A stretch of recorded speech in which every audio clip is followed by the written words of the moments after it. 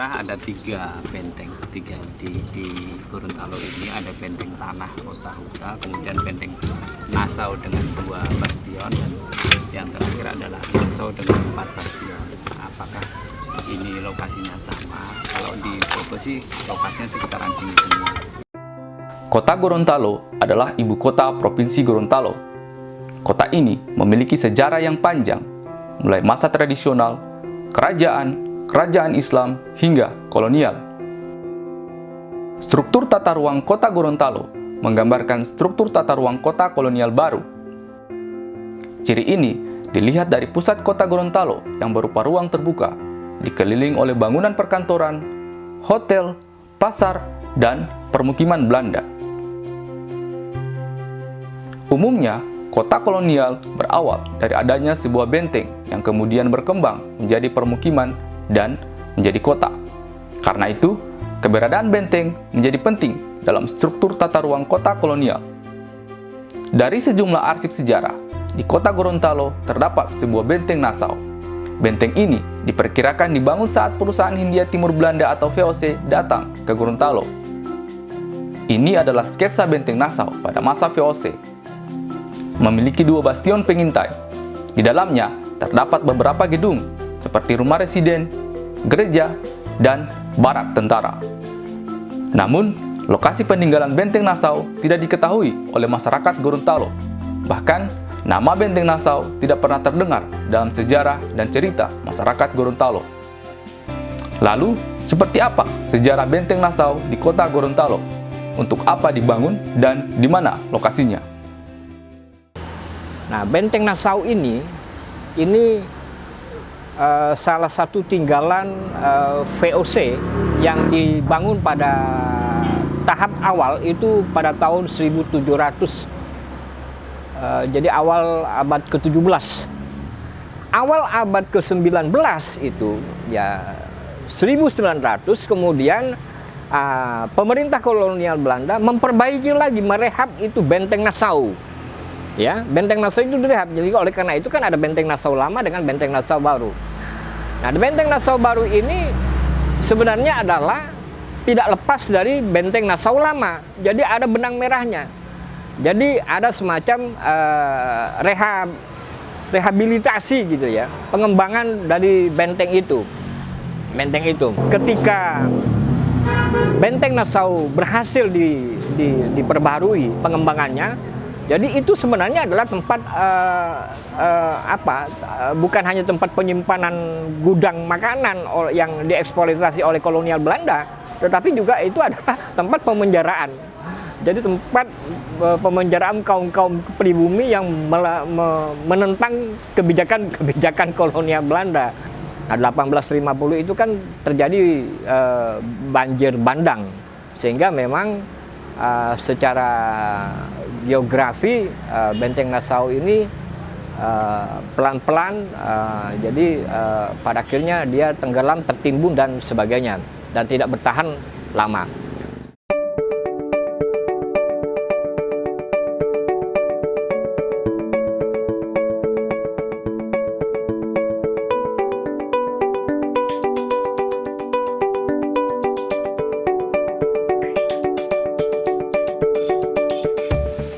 Benteng Nassau Lama dan Nassau Baru diduga dibangun di wilayah yang sama, dan ini adalah foto benteng Nassau Baru yang diambil sekitar tahun 1900-an.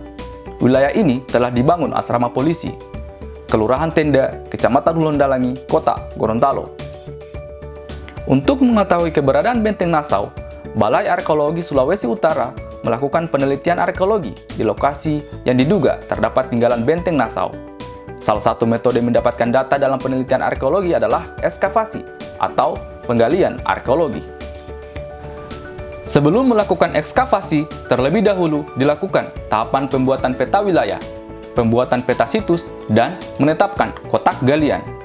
Dan ini adalah proses penetapan kotak galian.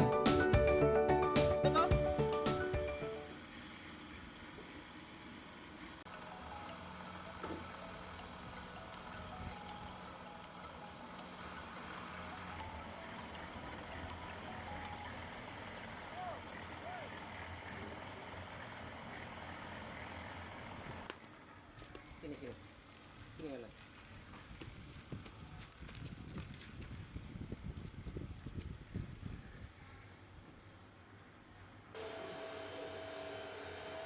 Terus. Jangan. Berapa? 14.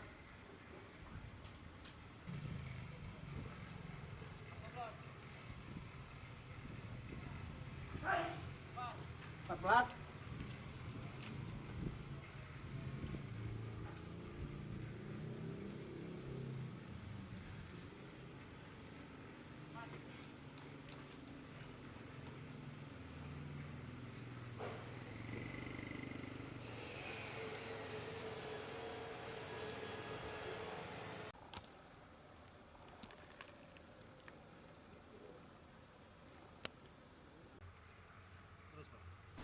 Penentuan kotak galian disesuaikan dengan gambar sektor yang ada. Biasanya, kotak dibuat dengan ukuran 2x2 meter atau sesuai kebutuhan. Penamaan kotak galian dibuat sesuai nomor urut atau arah mata angin. Kotak yang sudah diberi nama kemudian dipasangkan tali pembatas.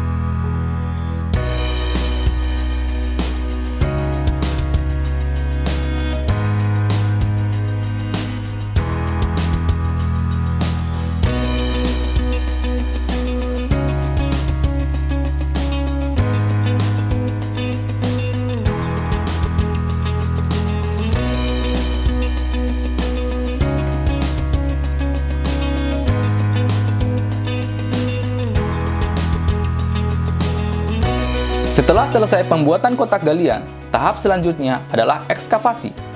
Ekskavasi dilakukan dengan mengupas lapisan tanah sedikit demi sedikit. Ada 3 teknik ekskavasi, teknik speed, layer, dan load. Namun, dalam ekskavasi kali ini digunakan teknik speed, yaitu mengupas lapisan tanah dengan jarak atau interval kedalaman tertentu. Dan jarak yang digunakan dalam ekskavasi ini adalah 20 cm setiap speed.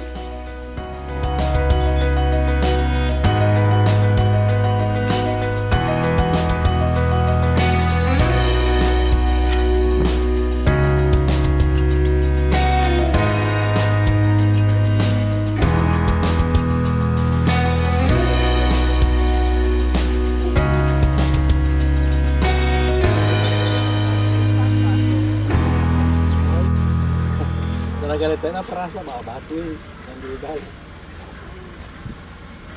Berapa DP struktur? Belum tahu. Baru ini Pak Jadi kalau yang lalu di sebelah situ, itu yang kotak begitu, kan sebenarnya di atasnya ada tutup plat.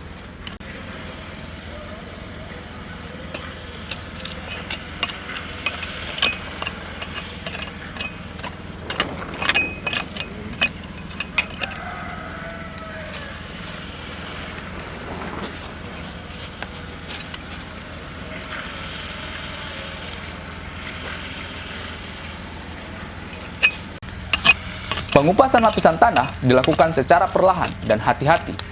Yang ditemukan di dalam setiap speed direkam dan dicatat, seperti ada tidaknya temuan, kondisi tanah, dan warna tanah.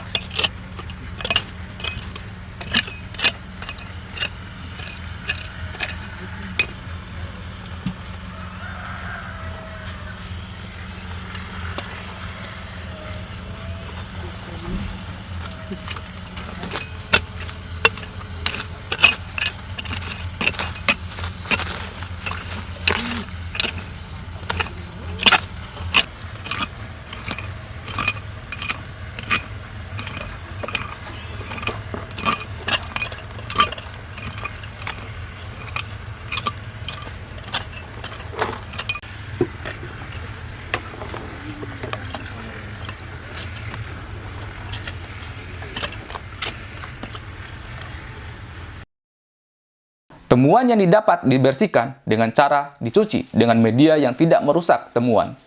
Kemudian dijemur. Setelah dijemur, kemudian ditimbang, dicatat, difoto, dan diberi label untuk dianalisis lebih lanjut.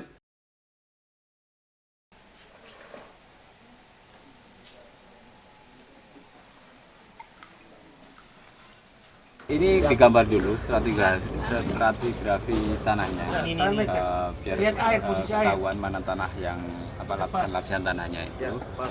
Setelah digambar semuanya, difoto, didokumentasikan. Kebetulan ini kan tidak ada temuannya, jadi kami mau bor mengetahui lapisan tanah, nanti struktur lapisan tanah di bawahnya. Setelah semua direkam ini speed 8. Speed 8 berapa hari penggalian? 4 hari. Dan ini speednya kita ambil banyak ya, jadi satu lapisan speednya 20. Biasanya kita 10 karena ini kan ngejar struktur, yang kedua karena tanahnya sudah tanah teraduk semua, jadi kita ngambil jarak per speednya agak tinggi, 2%.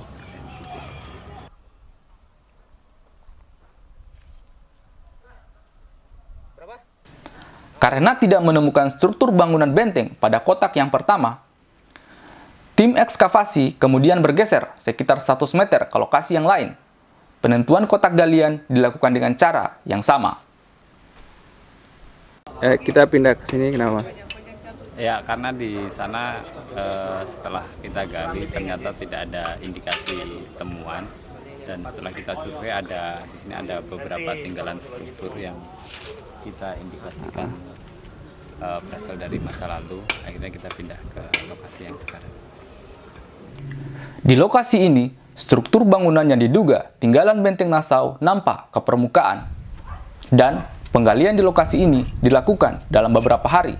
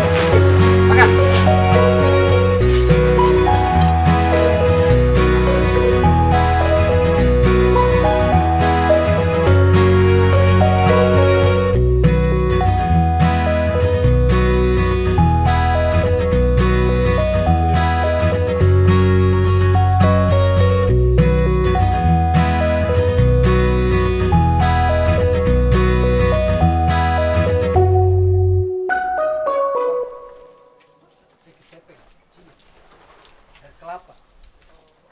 Yang listrik kacang merah.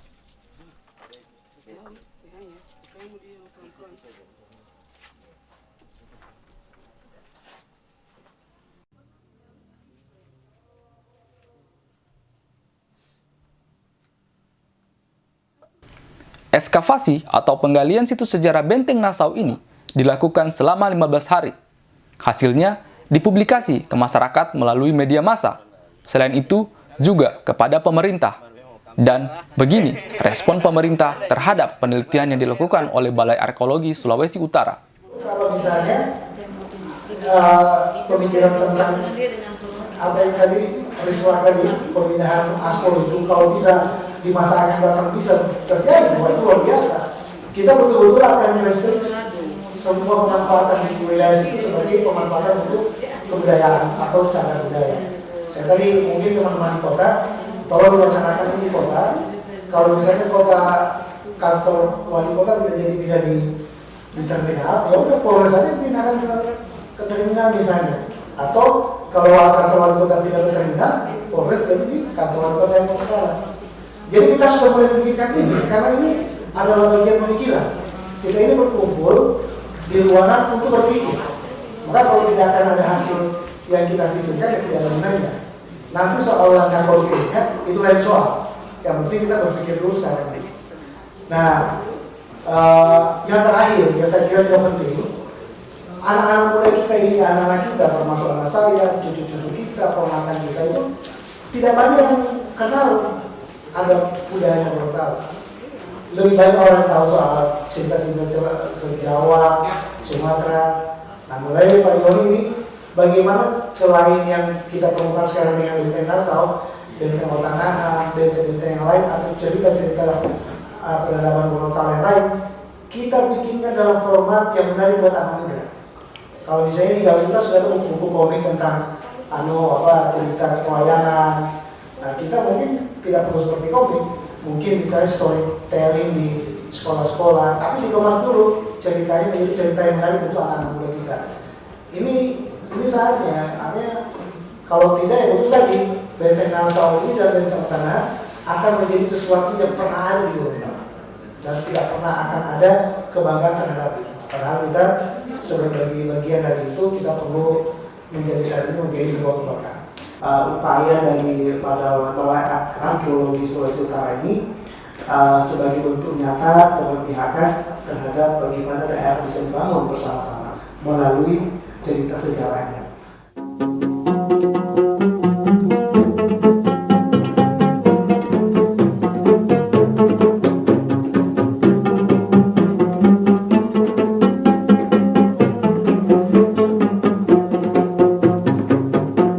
Ito betia bengo